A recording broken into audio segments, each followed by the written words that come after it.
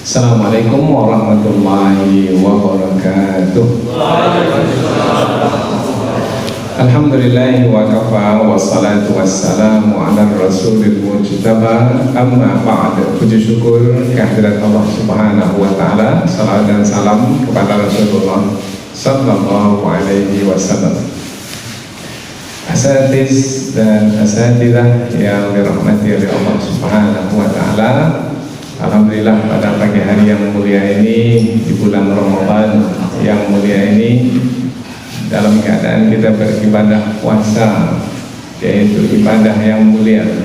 Mudah-mudahan insya Allah semua kita ini termasuk dalam kumpulan hamba-hamba yang dimuliakan oleh Allah Subhanahu wa ta'ala. Amin ya rabbal alamin.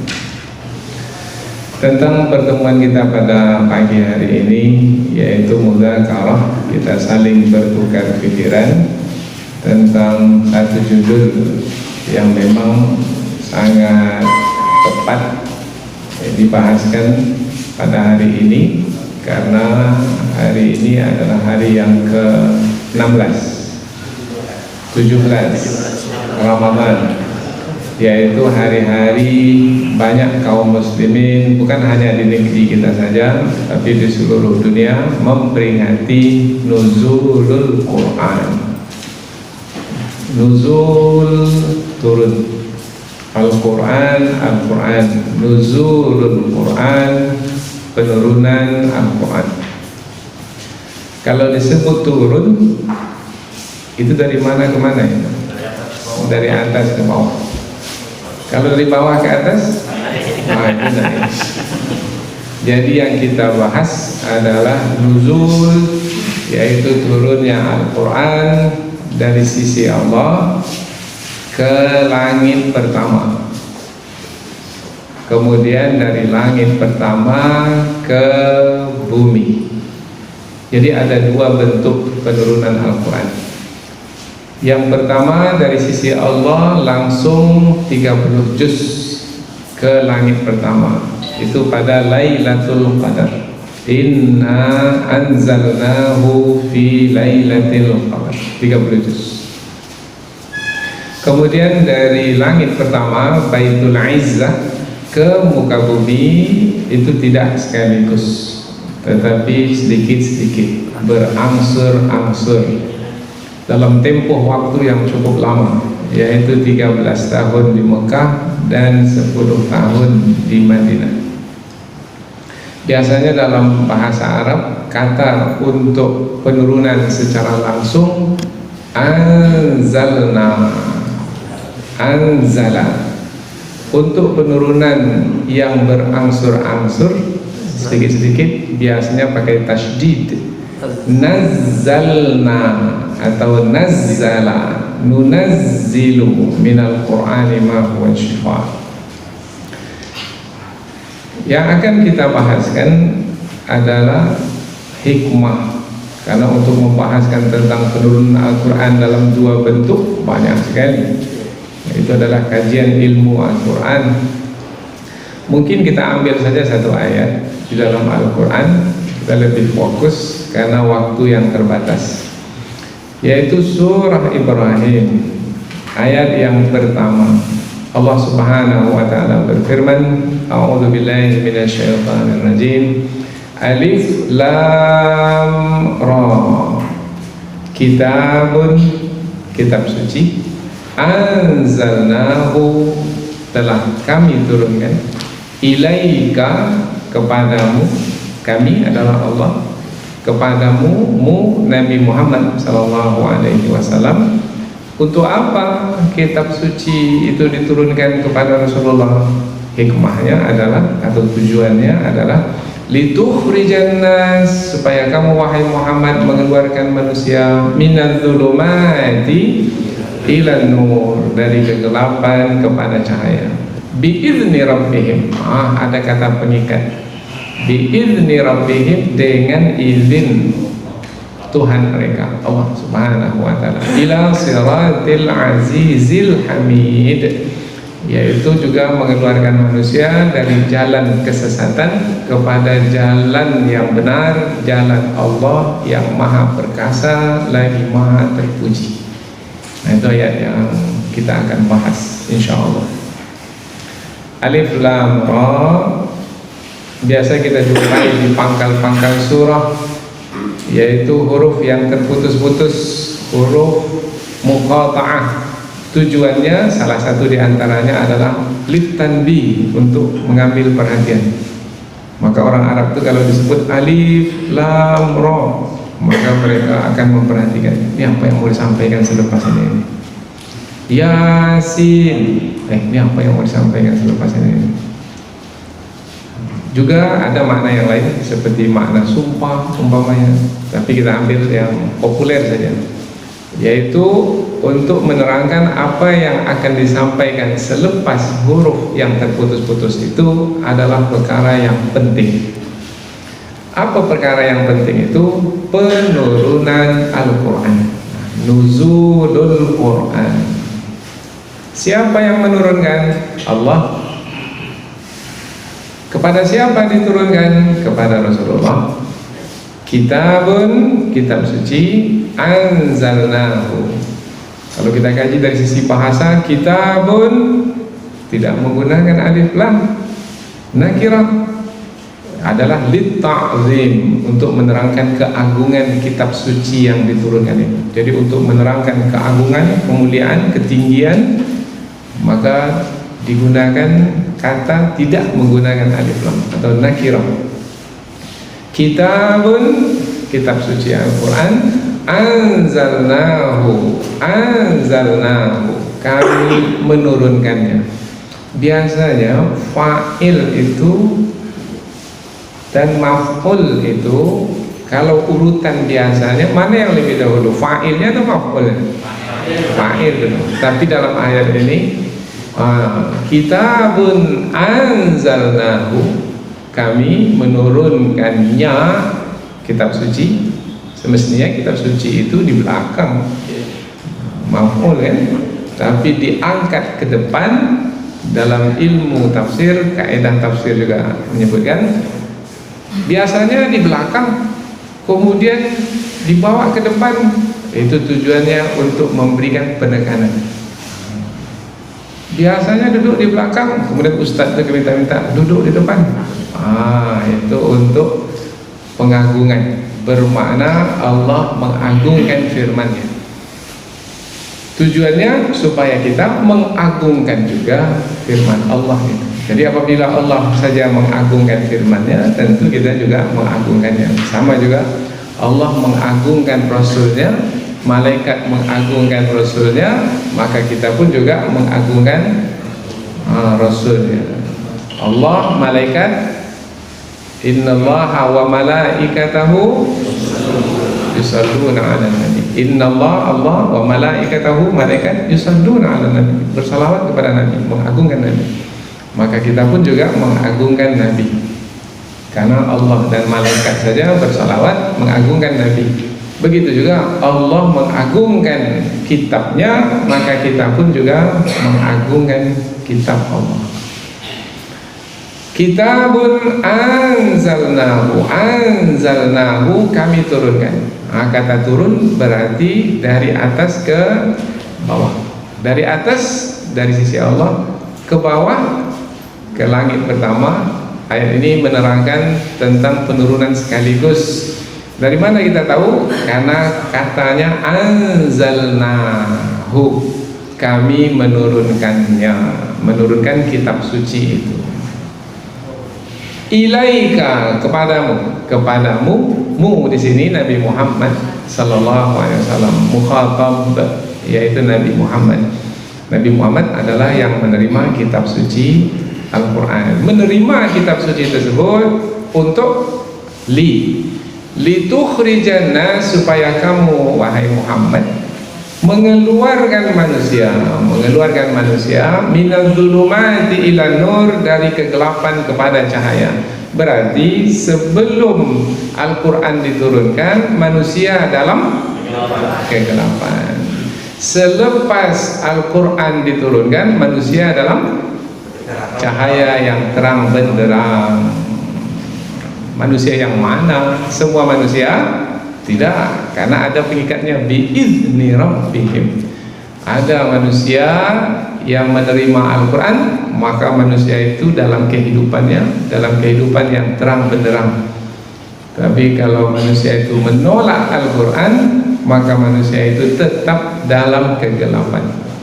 Litukhrijan nas, supaya kamu wahai Muhammad mengeluarkan manusia. Litukhrijan nas, an-nas berarti semua manusia. Apakah kepada bangsa Arab saja Rasulullah diutus mengeluarkan manusia dari kegelapan kepada cahaya dengan kitab suci Al-Quran? Tidak, kepada seluruh manusia tanpa terkecuali. Sampai kepada manusia di Nusantara ini? Ya, sampai. Maka disinilah risalah Al-Quran itu penting untuk sampai ke Nusantara ini, ke pedalaman. Maka kalau ada yang bergerak sekarang ini dengan wakaf Al-Quran, mengajarkan anak-anak membaca Al-Quran sampai tahfidz Al-Quran, itu adalah risalah Rasulullah SAW. Tugas yang diemban oleh Rasulullah dahulu, itu yang kita lanjutkan sekarang. Dan ulama waratsatul anbiya, ulama pewaris para nabi. Litukhrijan nas minadz-dzulumati ilan nur. Minadz-dzulumat, kegelapan. An-nur, cahaya. Ini dua yang bertentangan, berlawanan. Kegelapan, cahaya. Sekarang ini kita dalam kegelapan atau dalam cahaya ini? Sekarang nih, dalam ruangan ini yang bersifat fisik lah. Cahaya. Dalam cahaya. Cahaya apa? Lampu ada. Cahaya lampu ada, matahari pun ada. Matahari ada. Kalau jam 12 malam kita di sini, matahari tidak ada, kemudian listrik pun juga tidak ada, lampu kita matikan, jam 12 malam. Kira-kira kita sekarang ini dalam keadaan bagaimana? Pada waktu itu kita dalam keadaan bagaimana? Dalam kegelapan. Apa bedanya kita dalam kegelapan dengan kita dalam cahaya yang terang benderang ini?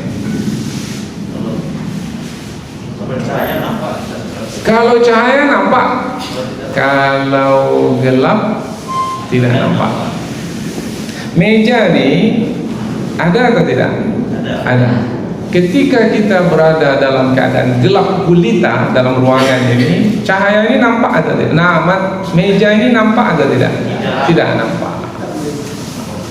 Tak nampak. Kita buka mata lebar-lebar, tak nampak. Tapi pada masa sekarang ini, saat ini ada cahaya lampu, ada cahaya matahari. Nampak meja ini? Kalau tak nampak juga? Sakit mata.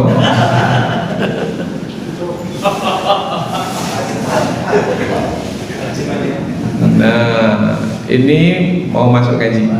Tadi belum masuk lagi. Ini mau masuk lagi. Karena hikmah dari penurunan Al-Quran itu mengeluarkan manusia dari kegelapan kepada cahaya. Jadi gelap itu menyembunyikan, cahaya itu menampakkan. Itulah yang mau kita sampaikan. Tinggal lagi sepakat mau berapa menit. Sampai jam berapa biasanya? Sampai selesai. Kita puasa nih.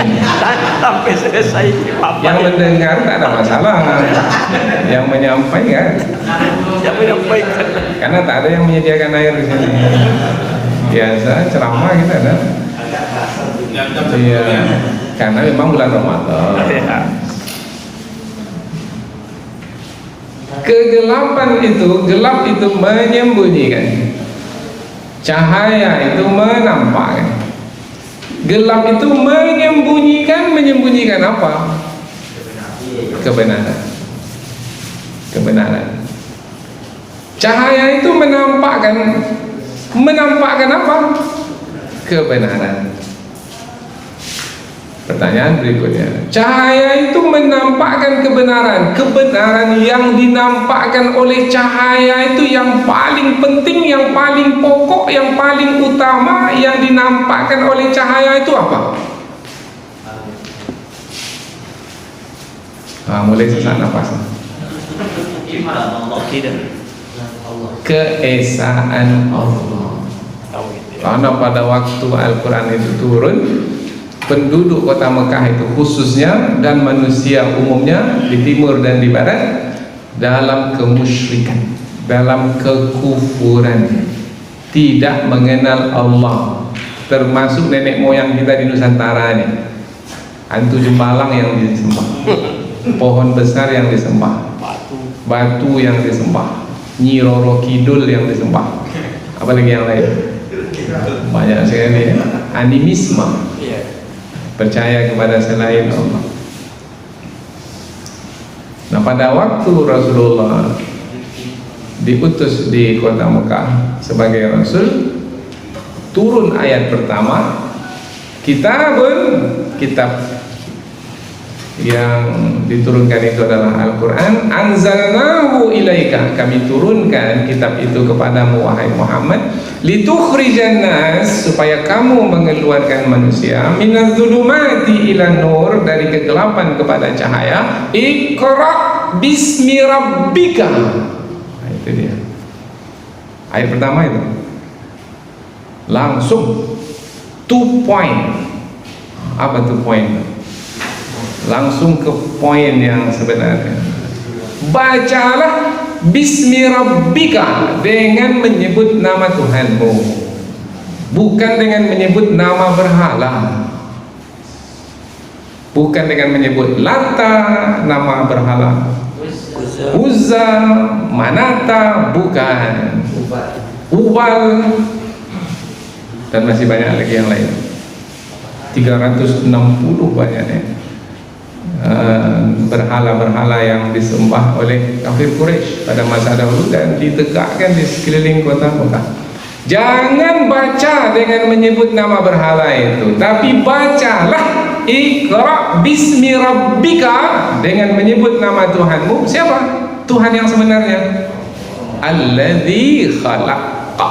Oh, itu tegas itu.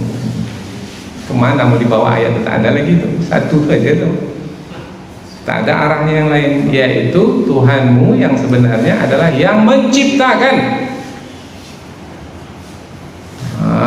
Lata itu menciptakan? Tidak, diciptakan. Uzza itu menciptakan? Tidak, diciptakan. Manata juga begitu. Maka dengan turun ayat pertama itu, sudah keluarlah manusia dari kegelapan kepada cahaya. Karena Al-Quran itu mengeluarkan manusia dari kegelapan kepada cahaya, kegelapan yang menyembunyikan kebenaran. Apa tadi kebenaran yang disembunyikan oleh kegelapan jahiliyah itu? Iya, kebenaran yang paling penting, yang paling pokok, yang paling utama. Keesaan Allah, ketuhanan.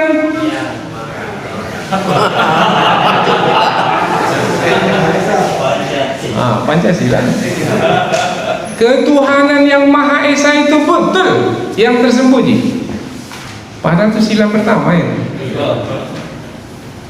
Itulah yang akan membuat sila-sila berikutnya itu jadi bernilai, jadi bermakna. Tanpa sila pertama sekuler,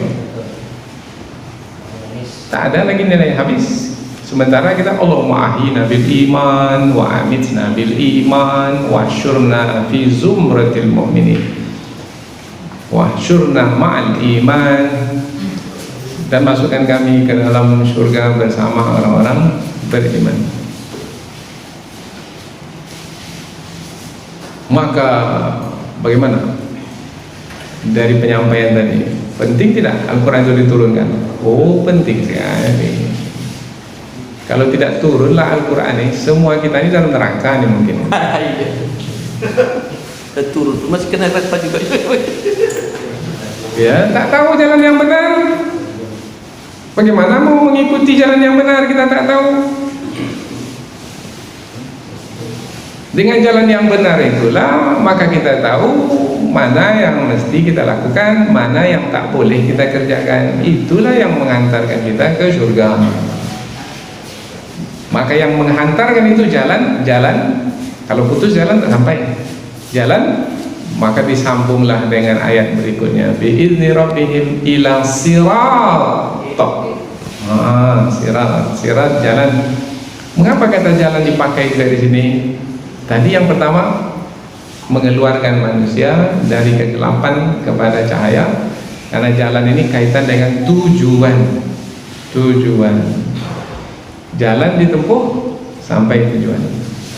Tapi untuk sampai ke tujuan tak cukup dengan jalan, mesti mengikuti petunjuk yang ada di tepi jalan itu. Ada petunjuk tapi tak ditempuh, tak diikuti, maka tak sampai ke tujuan.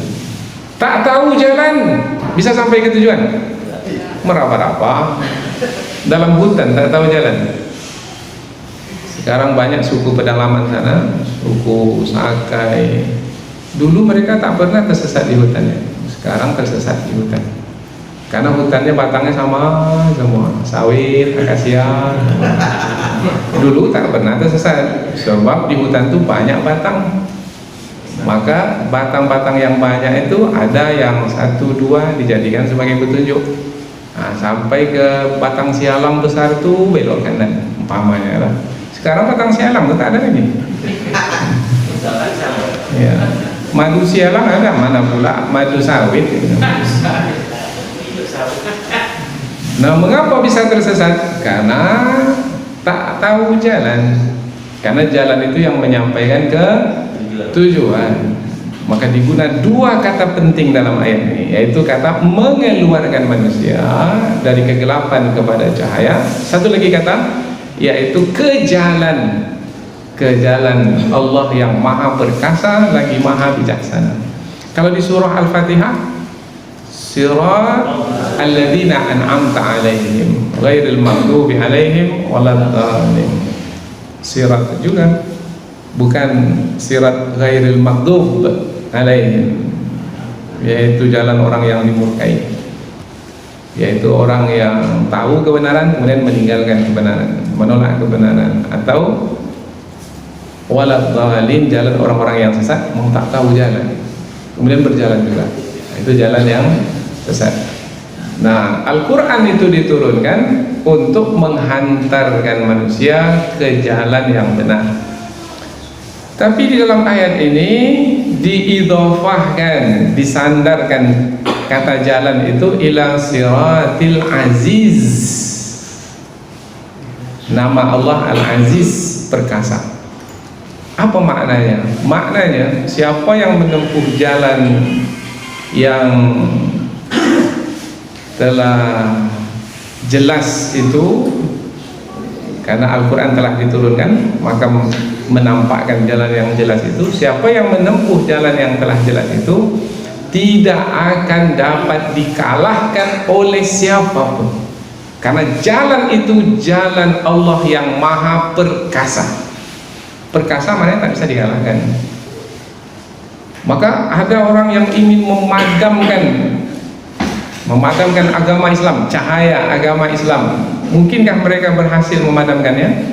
Nah, yuriduna ayyutfi'u nurallahi bi'afwahihim wa ya'ballahu illa ayyutimma nur. Jadi siapa yang menempuh jalan Islam itu, yang diketahui dari Al-Quran yang diturunkan itu, maka dia akan menjadi orang-orang yang perkasa, tak akan dapat disimpangkan atau disesatkan lagi oleh siapapun. Al-Hamid, yang maha terpuji. Yang maha terpuji maknanya yang maha banyak kebaikannya, yang maha banyak manfaatnya. Nah, maka berada di jalan yang benar melalui Al-Quran yang diturunkan, itu berada di jalan Allah yang maha terpuji, yang di jalan tersebut banyak manfaatnya. Kalau mau menyebutkannya satu persatu banyak sekali.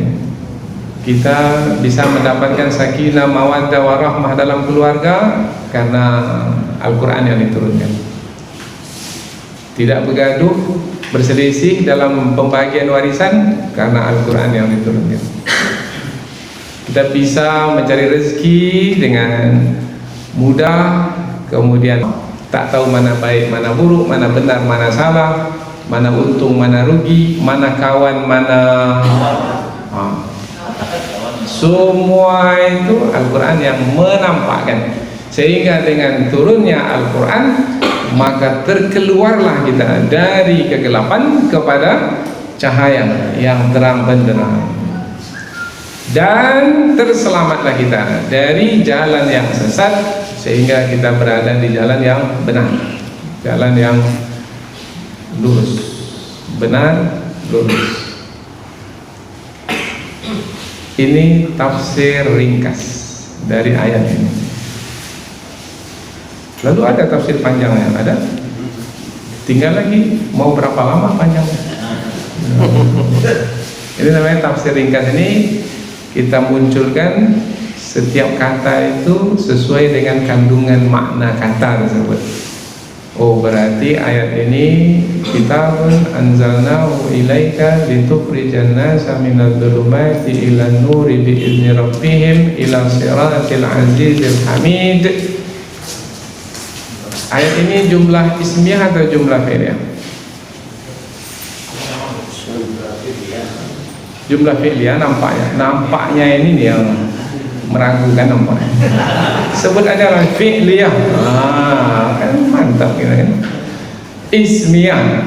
Dan tak ada yang ketiga lagi. Dua jumlah, cuma jumlah ismiyah dan jumlah fi'liyah. Kitabun anzalnahu ilaika litukhrijan nas. Kalau kita ambil anzalnal kitaba ilaika, maka jumlah ini adalah jumlah fi'liyah.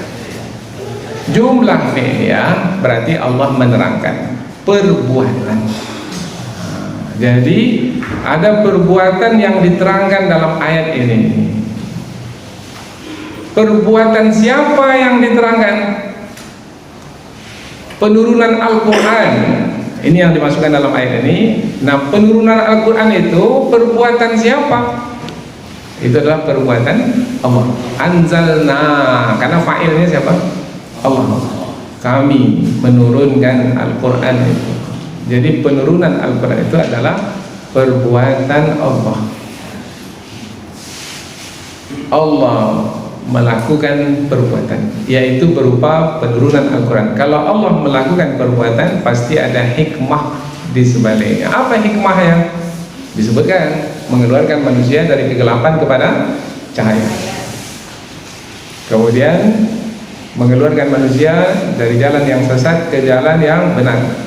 Jalan Allah yang maha perkasa lagi maha bijaksana. Jadi kalau Allah yang melakukan perbuatan, maka pasti ada hikmah di sebaliknya. Maka tumpukan perhatian itu kepada hikmah tersebut. Dengan demikianlah kita akan mengagungkan Allah yang menurunkan Al-Quran itu. Dengan demikian nanti kita akan meninggikan Allah, memuliakan Allah yang telah menurunkan Al-Quran itu. Maka banyak ayat Al-Quran, segala puji bagi Allah yang telah menurunkan Al-Quran kepada hambanya, tidak ada kebengkokan di dalamnya. Mana ayatnya itu? Iya, apa bunyinya?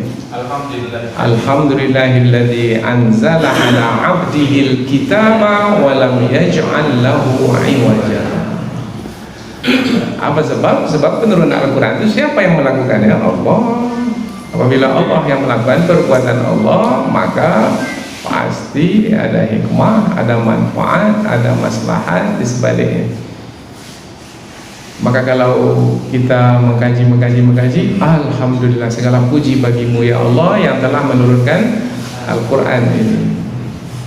Maka bersyukur kita kepada Allah yang telah menurunkan Al-Quran. Karena tanpa Al-Quran yang Allah turunkan kepada kita, kita berada dalam kegelapan dan kita berada dalam jalan yang sesat, jalan yang terputus, jalan yang sesat. Jadi apapun penjelasan nanti kaitannya itu dengan ayat ini saja. Kata-kata itu kata yang terbatas dalam ayat ini saja. Maka kita berikan tumpuan di ayat ini saja. Jangan pindah ke ayat yang lain. Ada juga kata di ayat yang lain. Tapi kalau kata yang di ayat lain yang kita ambil, Jadi melebar kajian kita, tak selesai nanti, panjang pembahasannya. Umpamanya ada juga ayat Al-Quran, Kitabun anzalnahu ilaika mubarak. Kitab suci yang diturunkan kepada Nabi Muhammad itu adalah mubarak, yang diberkahi. Ada kata berkah, tapi dalam ayat tadi tak ada kata berkah. Jadi jangan masuk ke kata berkah. Masuk kata berkah, itu minta diundang malam besoknya lagi. Iya. Biasa. Bapak Ibu mau kata berkah, malam besok. Malam ini satu ayatnya dulu.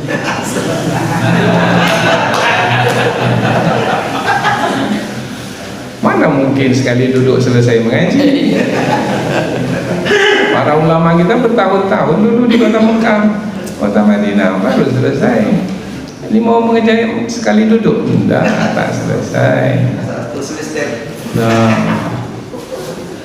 liyadabbaru ayatihi wa liyatadzakkara ulul albab. Ada kata tadabbur, ada kata tadakkur, itu di ayat yang lain. Kita tak bahas ayat itu. Ya, pagi ini hanya satu ayat saja. Kalau mau ayat yang di surah Sad itu, undang saya ke sini. Iya. Ya. Ini lucu-lucu aja. Terbentuk. Kalau kejadiannya Di hari lain sudah ada jadwal ustadz yang lain. Saya lihat itu 1 bulan Ramadan itu udah penuh tuh, ada ustadznya masing-masing. Saya dapat giliran hari ini. Tahun depan kalau nyawa masih ada. Insyaallah. Kalau wabah tak merepot. Ya. Baik, kembali ke ayat. Yaitu perhatikan siapa yang melakukan perbuatan Allah. Berarti apabila Allah melakukan perbuatan, kita mesti mengagungkan perbuatan Allah, yaitu memuji Allah, memuliakan Allah, meninggikan Allah. Apakah cukup dengan alhamdulillah, alhamdulillah begitu saja mengagungkan perbuatan Allah? Tidak. Ini yang perlu disampaikan kepada umat, yaitu tak cukup dengan menyebut alhamdulillah, tapi iringi memuji Allah itu dengan perbuatan, yaitu baca Al-Quran itu, fahami Al-Quran itu, hafal Al-Quran itu, ajarkan Al-Quran itu, perjuangkan Al-Quran itu, dan berakhlaklah dengan akhlak Al-Quran itu. Itu baru kita mengagungkan perbuatan Allah yang telah menurunkan Al-Quran. Kalau tidak, bermakna kita telah menyia-nyiakan perbuatan Allah yang agung dan mulia itu. Siapa kita ini? Menyia-nyiakan kitab suci yang telah Allah turunkan. Menyia-nyiakan juga waman a'rada an dzikri, ada ancamannya itu. Waman a'rada an dzikri fa inna lahu ma'isyatan dhanka wa nahsyuruhu yaumal qiyamati a'ma. Siapa yang berpaling dari kitab suciku, ayat-ayatku, firman-firmanku, maka ia akan mendapatkan kehidupan yang sempit, sengsara, mengaduh aja sepanjang masa. Apa kabar hai kau Pak? Ande, aduh, alah, paniang pada ambu, sakit, sudah, sakit betul. Tetapi apabila mengagungkan firman Allah Subhanahu wa taala, maka apa ini ya? Kehidupan yang menyenangkan. Karena ketika dikeluarkan dari kegelapan kepada cahaya, itu adalah isyarat menyenangkan. Kalau kita berada dalam kegelapan, itu dalam ketakutan, dalam kegelisahan. Tetapi dalam cahaya yang terang benderang, menyenangkan. Apa yang mau kita buat? Mau menulis, nampak. Lihat kiri kanan, nampak. Oh, ini jendela, itu pintu. Pintu tertutup, pintu terbuka, nampak. Menyenangkan. Tapi kalau dalam kegelapan, mana pintu ini? Tak tahu pintu di mana. Berjalan juga mau cari pintu. Berjalan, terantuk. Karena dalam kegelapan pasti risau. Maka orang munafik itu ingin juga dapat cahaya, dinyalakannya api supaya dapat cahaya. Tetapi Allah cepat ambil api yang dinyalakan itu, kemudian kembali ke dalam kegelapan. Begitulah kehidupan orang munafik.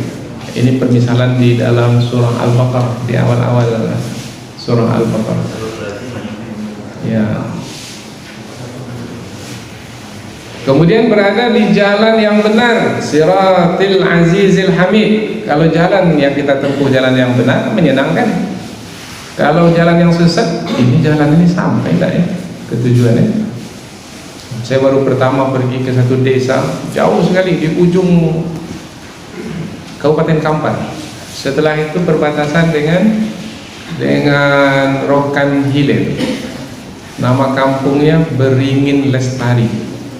Pernah tak sampai ke sini? Oh, belum kan? Nah, saya sudah sampai. Berarti orang Kampar kalau tak sampai sana itu diragukan. Jelajah negeri Kampar ya. Bangun Lestari. Itu tren. Masya Allah. Oh, mau sampai ke situ, masuk jalan sawit. Oh, tak tahu kita. Kalau disuruh keluar lagi tak bisa saya keluar. Karena jalan sawit tak nampak petandanya. Kemudian mau maghrib pula baru dibawa ke sana, dan gelap gulita. Tetapi hati tenang. Apa sebab? Berada di jalan yang benar. Mengapa kok bisa pula yakin berada jalan yang benar? Karena ada mobil di depan, tokoh masyarakat situ yang membawa. Depan lurus. Kita berada di jalan yang benar. Begitu juga yang dihalalkan oleh Allah, halalkan. Yang diharamkan oleh Allah, haramkan. Yang dijadikan teman, jadikan teman. Yang dijadikan lawan, jadikan lawan. Jangan dijadikan kawan. Tersesat nanti. Siapa lawan kita? Fattakhidhuhu aduwa. Inna hadza aduwwun laka wa li zawjika. Wahai Adam, Hawa, ini nih, si ini nih. Siapa si ini nih? Inna hadza ini. Allah tak mau sebut nama dia.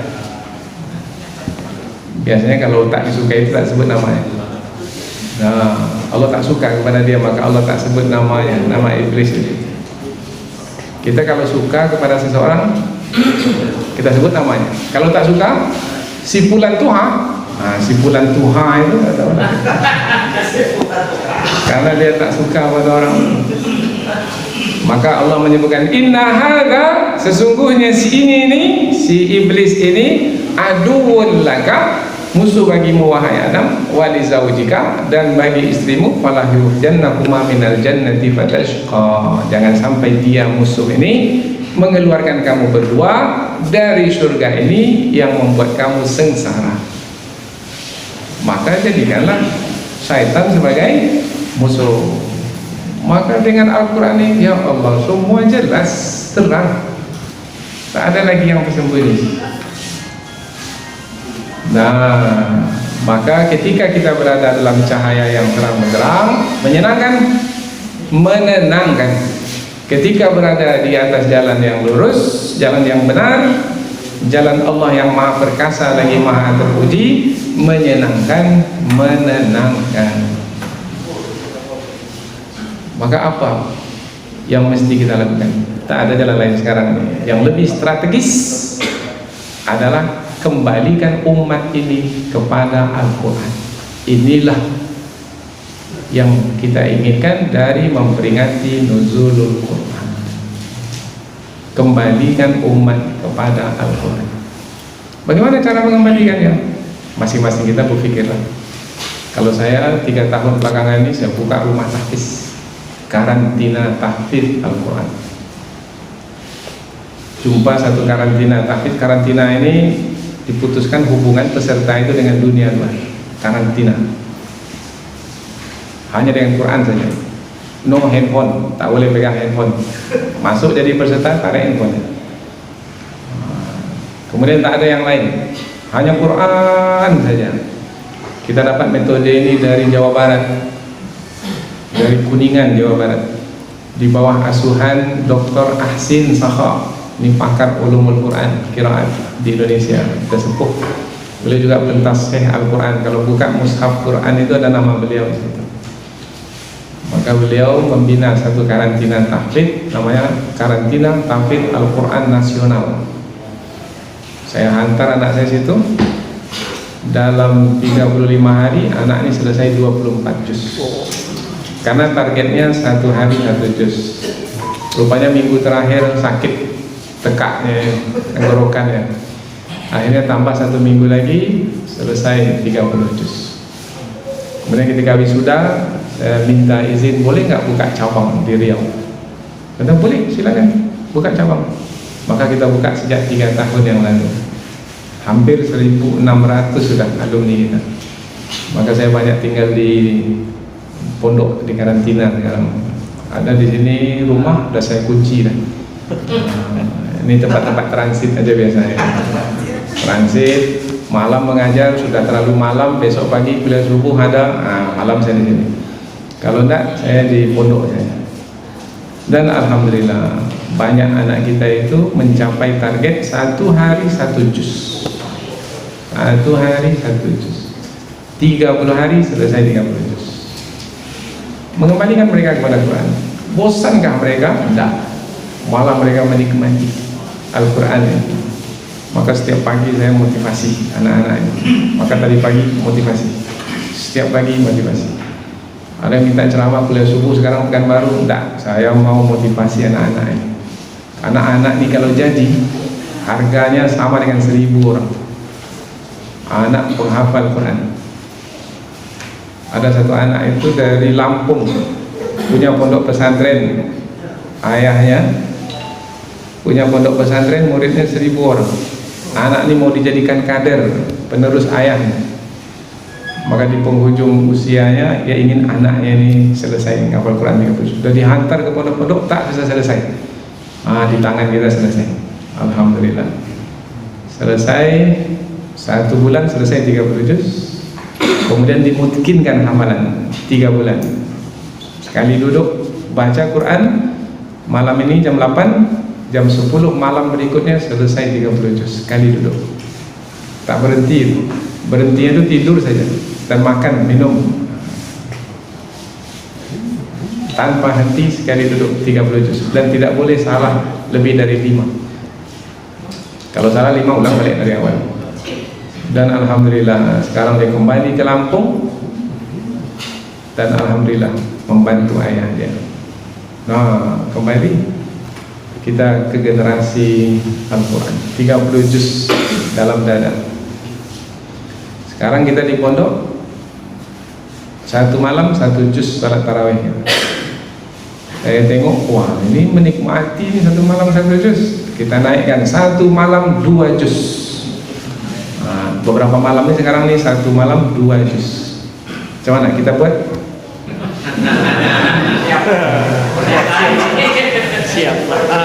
Siap nak? Ya, kita kembali ke generasi Quran, pasti akan menikmati Al-Quran. Kalau menikmati tak akan terasa lama. Tapi karena yang membacanya ini sudah mungkin hafalan 2 juz itu hanya dalam waktu 40 menit saja. Kalau mau menikmati, coba nanti malam datang ke pondok kita, ikuti seperti apa. Masya Allah, dahsyat. Tempat bacanya tepat. Apa sebab? Memang Quran itu ada 30 juz dalam dada. Itu yang disebut dengan hafidz mungkin. Nah, apabila generasi ini kita kembalikan kepada Al-Quran, insya Allah akan terkeluarlah masyarakat ini dari kegelapan kepada cahaya, dan akan beradalah umat kita itu di atas jalan yang benar. Sudah 50 menit. Terasa. Tadi belum sepakat lagi tadi. Ini berapa lama ini pertemuan ini? Sampai selesai. Biasanya berapa lama? 60 menit. 60. Ya, kita ikut hukum kebiasaan. Al-adatu muhakkamah. Itu kaidah usul fikih itu. Kebiasaan menjadi hukum. Tinggal 10 menit. 10 menit ini penutup. Judul Nuzulul Quran. Penurunan Al-Quran. Untuk apa kita mengembalikan masyarakat umat kita kepada Al-Quran? Karena Al-Quran itulah yang akan mengangkat umat ini. Umat ini menjadi terangkat kedudukannya, bermarwah, bermartabat adalah dengan Al-Quran. Akan mulia, akan maju dengan Al-Quran. Dari mana kita tahu? Hadis Rasulullah, riwayat Imam Muslim. Innallaha yarfa' bihadzal kitab aqwaman wa yadha'u bihi akharin. Sesungguhnya Allah yarfa' apa yarfa'? Mengangkat, meninggikan. Tadi kedudukan di bawah sana. Bangsa Arab kedudukannya di bawah sekali dahulu. Kalau dibandingkan dengan yang di barat sana, Yunani, dan di timur sini, bangsa Arab tak disebut. Tetapi ketika mereka bersama dengan Al-Quran, maka Allah mengangkat kedudukan mereka. Innallaha yarfa' bihadzal kitab aqwaman. Bukan bangsa Arab saja, kaum-kaum mana saja kalau bersama dengan Al-Quran terangkat. Wa yadha'u bihi akharin, dan akan menjatuhkan, menghinakan, mencelakakan, membinasakan yang tidak bersama dengan Al-Quran. Itu hadis Rasulullah. Maka hidup bersama Al-Quran dan kita berjuang untuk Al-Quran, yaitu bagaimana Al-Quran itu diikuti, diketahui, itu adalah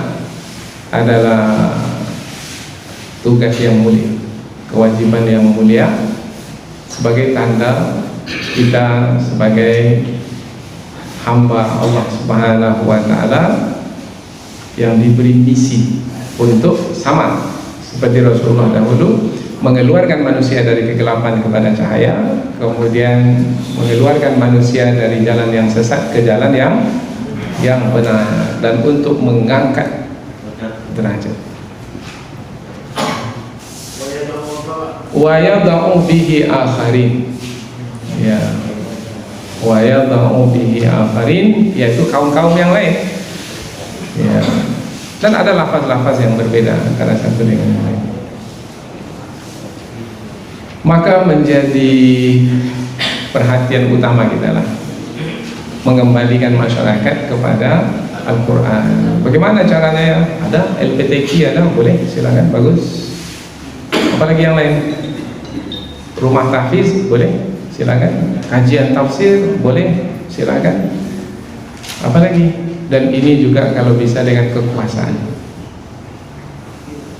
Maka kalau misalnya umpamanya satu desa, satu rumah tahfiz, satu desa, satu rumah tahfiz. Kalau misi kami di karantina tahfiz adalah satu keluarga, satu hafid, hafizah. Maknanya ada anaknya yang hafid atau hafizah. Itu misi. Tapi kapan sampai misi ini, wallahu a'lam lah. Kita perbuat dulu lah. Tapi alhamdulillah ada seorang anak umur 10 tahun sekarang ini di karantina kita, menyelesaikan hafalan Al-Quran 30 juz dalam waktu 44 hari. Itu anak kecil, saya dah tua ini macam mana ini? Seorang ibu, Hajjah Surida, sekarang ini angkatan 25, angkatan sebelum ini angkatan 24, umurnya 74 tahun. Umur ibu ini 74 tahun, menyelesaikan hafalan 30 juz dalam waktu 64 hari. Bapak berapa umur? Betul, 74 tahun. Maka jangan cepat Allah, saya dah tua ini macam mana ini Ustaz? Al-Quran itu mukjizat.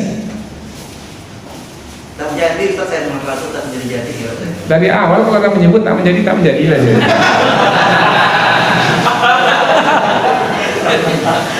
Belum buat lagi dan tak menjadi. Hilang-hilang ya. Karena dalam Al-Quran 4 kali diulang. Walaqad yassarnal Qur'ana lidzikr. Lidzikr itu difahami oleh sebahagian para sahabat lil hifzi, untuk dihafal. Berarti susahkah Al-Quran itu dihafal? Tidak, mudah. Buktinya tuh ada banyak orang yang menghafal Quran. Mengapa saya tak hafal? Masalahnya bukan Quran yang susah dihafal, kita yang bermasalah dalam menghafal Al-Quran. Sebutlah malah Banyaknya masalah. sibuk dunia, apalagi yang lain, handphone, apalagi yang lain, banyak dosa, apalagi yang lain. Ya, tak habis nanti semua kita tahu lah itu. Maka berarti kita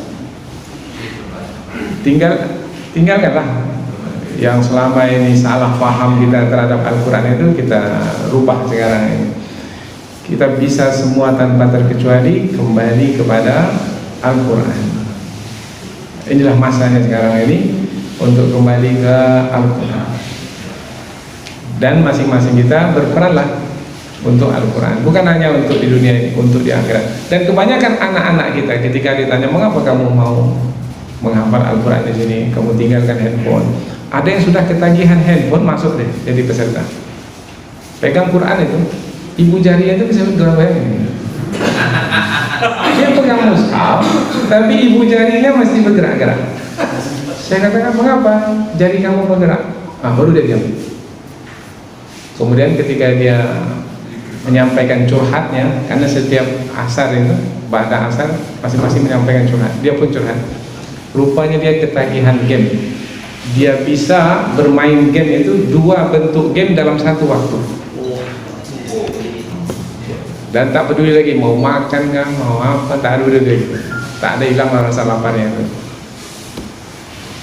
Masuk dia ke karantina 2 minggu, memang goyang lah, goncang lah.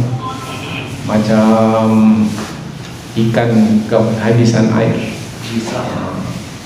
macam orang yang sudah terikat internet kehabisan kuota, seperti itu, pening warna itu. Tapi 2 minggu saja. Setelah itu dia mulai tenang, boleh menikmati.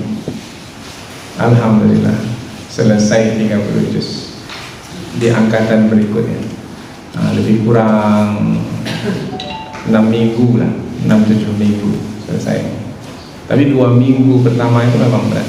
Berarti kita perlu perjuangan untuk mengembalikan umat yang sudah jauh dari Al-Quran ini untuk kembali kepada Al-Quran. Tapi bukanlah usaha yang mustahil.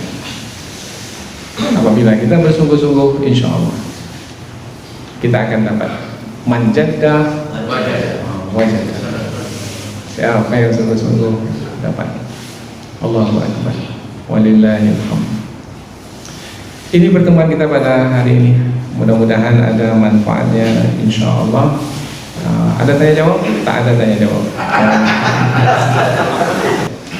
Iqra bismi rabbikal ladzi khalaq. Pertama kali ketika Rasulullah berada di dalam gua di puncak gunung Jabal Nur, kemudian pulang ke rumah berselimut. Dalam keadaan berselimut, ya ayyuhal muddatsir qum fa'anzir. Berarti Quran itu berkaitan dengan kejadian dan membimbing Rasul untuk melakukan apa, melakukan apa. Itu dia jadi petunjuk bagi Rasul. Maka Rasulullah campakkan selimut itu, Rasulullah berdiri, kumpulkan penduduk kota Mekah, Rasulullah naik ke atas bukit Safa, Rasulullah menyampaikan, aku adalah seorang Rasul yang diutus oleh Allah untuk menyelamatkan kamu, wahai penduduk kota Mekah dan seluruh manusia. Ketika itu berdirilah Abu Lahab mencela Rasul. Tabbat laka ya Muhammad, alihadza jama'tana. Turun pula ayat Al-Quran.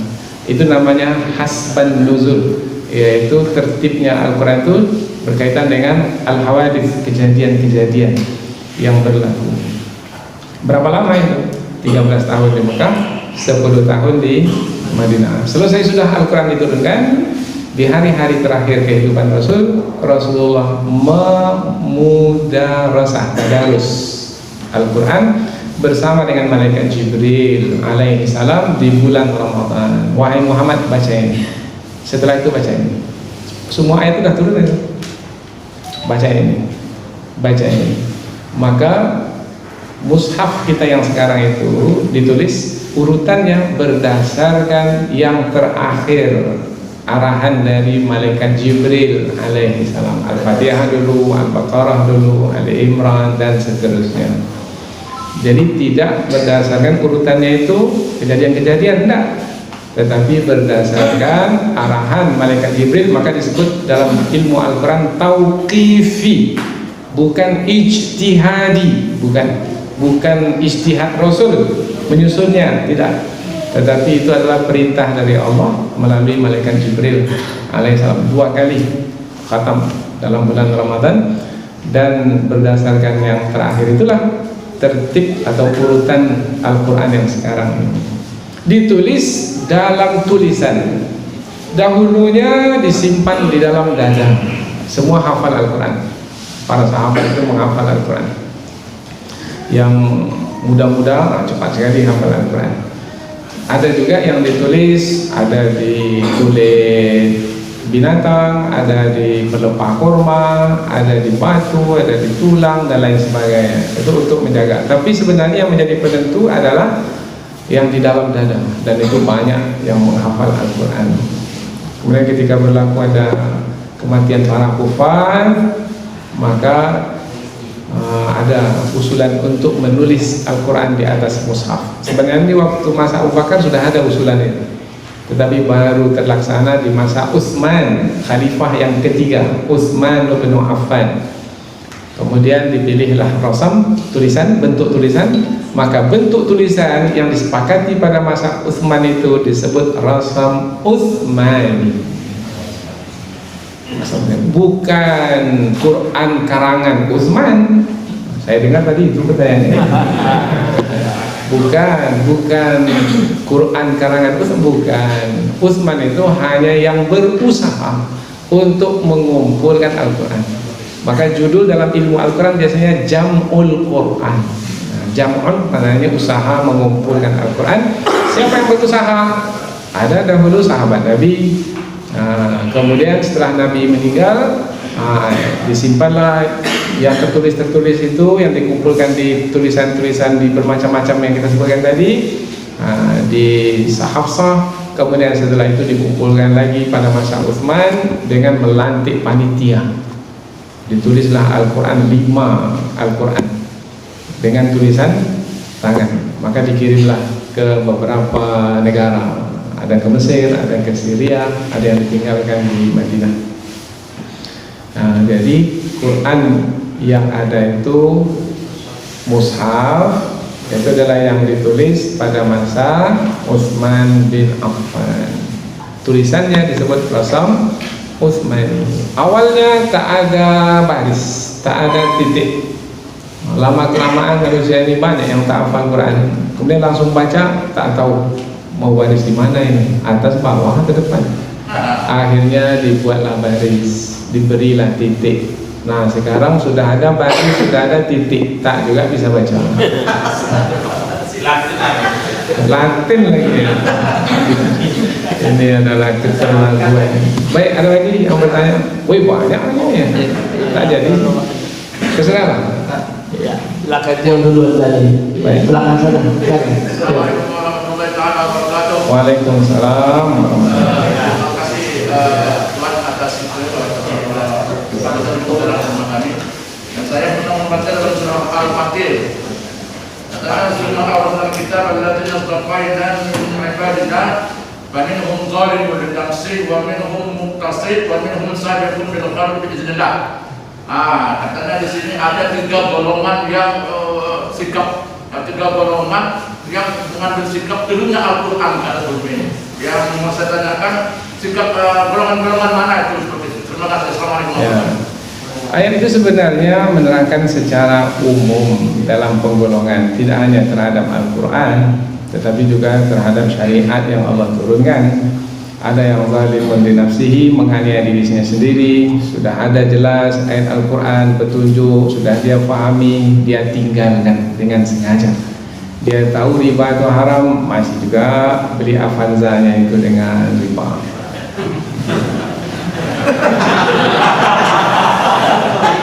Nah, yang seperti ini Berarti seperti Abu Jahal kan ya? Abu Jahal meningkat Quran itu kan tidak jelas, tidak apa, dan tidak mengakui. Zalimun li nafsihi. Ya. Kemudian ada yang muqtasid. Yang muqtasid ini beriman ya, tapi berimannya tidak bersungguh-sungguh dalam keimanannya. Biasa-biasa, yang kita sebut sebagai orang awam lah. Orang awam biasa-biasa, maka dia dapat pemberian yang biasa-biasa pula, muqtasid. Tapi ada yang sabiqum bil khairat. Sabiq ini bersegera. Nah, ketika bersegera dengar saja Al-Quran langsung percaya. Bersegera. Nah, yang bersegera ini siang malam berlomba. Kalau sabiq musabaqah ini dia ingin yang pertama. Orang kalau berlomba mau jadi yang pertama atau yang nomor kincit? Mana ada orang mau belakang? Kincit tapi kincit. Pasti dia mau jadi pertama. Nah, dalam membaca Al-Quran sekarang ini ada perlombaan di karantina kita, karena dia mau pergi belajar ke luar negeri. Dia tamat dari pondok di sini, maka dia berlomba. Nah, perlombaannya siapa yang paling cepat menghafal Al-Quran? Kejar-kejaran. Ini udah 16 juz. Wah, besoknya dipintas pula oleh temannya. Temannya pula yang mendahulunya. Wah, sekarang pula dia pula yang mendahulunya. Ini namanya sabiqum bil khairat dalam menghafal Al-Quran. Ini contoh mudah lah. Mau cepat macam mana? Mesti bangun malam. Tak cukup dengan waktu yang dia hafal saja. Maka bangun kawannya pukul 4, dia bangun pukul 3. Kalau bangun pukul 4 aja masih sama, seri itu. Kalau bangun 4:30 dia kalah aja dalam berlomba. Dia bangun pukul 3. Temannya bangun pukul 3, dia bangun pukul 3. Temannya bangun pukul 2, payah jadinya. Karena tak ada. Biasanya pukul 2, 2:30. Kadang-kadang pukul 2 bangun, ada 1-2 orang memang sungguh-sungguh menghafal Quran. Saya tanya, mengapa kamu bersungguh-sungguh? Saya mau paling cepat. Di sini paling cepat berapa hari, Ustaz? Saya katakan 19 hari. Ada anak dari Kuansing 19 hari selesai 30 juz. Kemudian dia mengatakan, baik, saya mau yang lebih cepat lagi dari itu. Bagus, bismillah. Tapi jaga kesehatan badan. Bismillah. Hebat. Ini namanya perlombaan. Sabiqum bil khairat. Ya. Bukan hanya kaitan dengan Al-Quran saja, tapi kaitan dengan syariat Islam secara keseluruhan. Baik, ada lagi pertanyaan? Terakhir satu lagi. Terakhir. Kasih ya narasumber. Baik. Kalau kita lihat ya, surah Yasin itu boleh dikatakan banyak yang berslatin. Kalau slatin kan baca ikhfa itu bukan tetap jawab dulu. Ya. Jadi menurut saya apa hukumnya slatin? Kalau darurat apalah daripada tak baca Quran sama maka itu darurat. Tapi udah 3-4 tahun darurat saja. Mana boleh? Ad-daruratu tuqaddaru biqadariha. Darurat itu ada ukurannya juga. Maka kalau baru masuk Islam dia tak apalah. Tapi dah lama dia masuk Islam, jangan darurat lagi. Maka kita ada buka SMP sekarang, SMP tahfidz. Ini baru 1 tahun ini kita buka. Kita ambil hanya 24 orang anak saja. 24 orang anak, 4 asrama, 1 asrama 6 orang saja, diasuh oleh 1 ustaz. Jadi 4 asrama, 4 kali 6 24 anak. Setiap asrama itu 1 pengasuh, pengasuhnya itu hafiz Al-Quran 30 juz. Jadi 1 pengasuh, 6 orang anak. Target kita 1 tahun 1 SMP 10 juz. Naik kelas 2 SMP, nanti kelas 2 10 juz. Kelas 3 SMP 10 juz pula. Tamat SMP selesai 30 juz. Alhamdulillah sudah berjalan. Bulan Desember sampai Desember itu kita daring karena Kabupaten Kampar tidak membolehkan kita masuk memulai kelas secara langsung. Tapi bulan Januari dibolehkan, maka kami masuk. Bulan Januari 1 bulan hanya tahsin saja. Ini kaitan dengan pertanyaan. Apa sebab? Kita jumpai anak kita ini yang umur 24 orang ini, 19 orang itu tidak tepat membaca Al-Quran. Dia menyangka tidak bisa baca Quran. Bawaannya yang dulu itu disangkanya benar, tapi masih banyak yang salah. Maka selama sebulan tak boleh menghafal Quran dulu, tak boleh. Hanya tahsin saja, makhrajnya, tajwidnya ditempatkan. Penting anak. Karena ini mesti nih. Macam mana berbaris atas, bawah, depan, makhraj itu seperti apa, ini mesti tepat ini. Tidak bisa Bismillahirrahmanirrahim, tidak bisa. Rupanya berdampak kepada menghafalnya. Bagus tahsinnya, maka dalam 2 bulan itu ada yang setelah mencapai 10 juz dalam masa 2 bulan. Di samping dia belajar juga IPA, IPS, matematika, karena SMP. Tapi kita pastikan betul anak ini betul tepat bacaan. Dan pondok kita itu kita tambah lagi dengan berbasis akhlak. Jadi SMP Tafakuh Boarding School, SMP Tahfidz, tamat SMP hafal 30 juz, berbasis akhlak, mesti berakhlak mulia. Tak ada gunanya hafal Quran 30 juz tapi nanti akhlaknya tercela, durhaka pada orang tuanya, tak jadi itu. Maka itu menjadi misi kita. Alhamdulillah kita buka lagi untuk bulan Juli yang akan datang nih untuk 24 orang awalnya. Belum sempat cetak brosur, baru 5 hari ada 24 orang daftar, dah tutup. Jadi kita langsung tutup. Siapa yang daftar yang cepat dah kita terima, 24 tutup. Jadi kita tidak ada tes, tak ada. Karena kalau tes nanti yang kita ambil orang yang pintar-pintar, padahal belum tentu lagi yang pintar itu belum tentu lagi adalah yang terbaik dalam pendidikan. Maka yang berminat yang kita cari di dalam 24. Sekarang belum lagi angkatan ketiga, ada yang kelas 5 baru sudah mendaftar ya sekarang. Takut. Nanti kita japri lah ya. Saya hanya ingin menerangkan bahwasanya kita perlu berusaha bersama-sama mengembalikan umat ini ke Al-Quran supaya kembali ke generasi seperti generasi Rasulullah dahulu, generasi Al-Quran. Cukup sampai di sini. Mohon maaf atas segala kesalahan dan kekhilafan, kata-kata yang tidak pada tempatnya, yang kurang berkenan, mohon maaf. Wabillahi hidayah wa taufiq. Wassalamualaikum warahmatullahi wabarakatuh.